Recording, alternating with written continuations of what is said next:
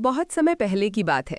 पहाड़ों से घिरे एक शांत गांव में रामदीन नाम का एक गरीब किसान रहता था। उसका घर मिट्टी का बना था। छत पर सूखी घास डली रहती थी। घर में उसकी पत्नी सीता और 2 छोटे बच्चे थे। जीवन कठिन था, पर रामदीन के चेहरे पर कभी शिकन नहीं रहती थी, क्योंकि उसका सबसे बड़ा सहारा था माता रानी पर अटूट विश्वास। रामदीन के घर के एक कोने में माता रानी की छोटी सी तस्वीर लगी थी।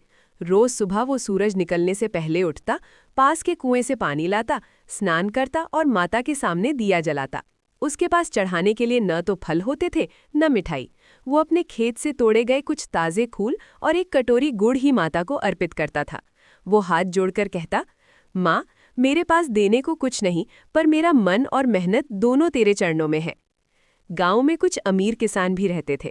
वे बड़े बड़े चढ़ावे चढ़ाते, लेकिन गरीब रामदीन की भक्ति का मजाक उड़ाते। वे कहते, माता भी उन्हीं की सुनती है जिनके पास धन होता है।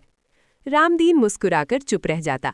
उसे विश्वास था कि माता दिल देखती है, दौलत नहीं। समय बीतता गया।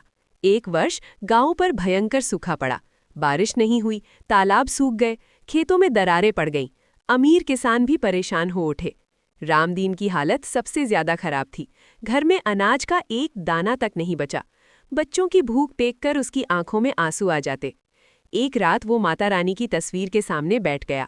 दीपक की लौ कांप रही थी, जैसे उसके मन की हालत बता रही हो। वो फूट फूट कर रो पड़ा और बोला, माँ, मैंने जीवन में कभी किसी का बुरा नहीं चाहा, बस मेहनत की और तुझ पर भरोसा रखा। आज मेरे बच्चों की भूख मुझसे देखी नहीं जा रही। उसी रात माता रानी ने उसे स्वप्न में दर्शन दिए। लाल चुनरी, सिंह पर विराजमान माता का तेज चारों ओर फैल गया। माता ने मधुर स्वर में कहा, रामदीन, तेरा धैर्य और विश्वास मेरी सबसे बड़ी पूजा है। कल सुबह अपने खेत जाना और जो देखो उससे मत डरना। सुबह होते ही रामदीन खेत पहुंचा। आसमान साफ था, लेकिन खेत की मिट्टी में नमी थी। देखते देखते बादल घिराए और तेज वर्षा होने लगी। सूखी जमीन जीवन से भर उठी। कुछ ही दिनों में खेत हरे भरे हो गए। ऐसी फसल हुई जैसी गांव में वर्षों से नहीं हुई थी। कटाई के समय रामदीन के घर अनाज के ढेर लग गए। उसने सबसे पहले माता रानी का धन्यवाद किया और गांव के भूखे लोगों में अन्न बांटा। उसकी उदारता देखकर सब चकित रह गए।